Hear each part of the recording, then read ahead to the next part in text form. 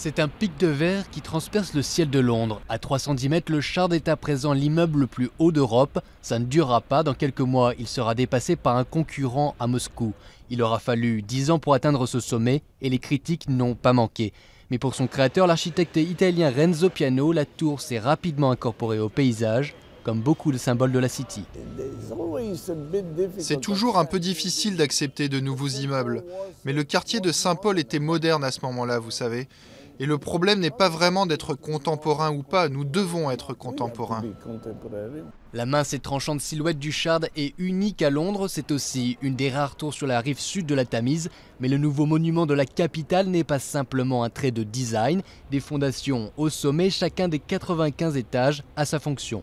Alors, cette idée de stratifier différentes fonctions, c'est aussi la raison pour laquelle il est fait comme ça, pyramide, puisqu'en bas, pour le bureau, on a besoin de plateaux grands.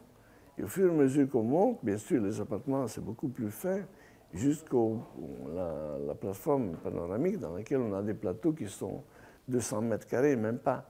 Mais une autre facette de la tour est son coût. À 545 millions d'euros, le Shard est aussi un audacieux pari pour les promoteurs, principalement venus du Qatar. Après la crise économique et le gel des prix, ces nouveaux investisseurs ont redessiné son avenir. Des appartements luxueux proposés entre 35 et 60 millions d'euros, un hôtel 5 étoiles et des restaurants chics.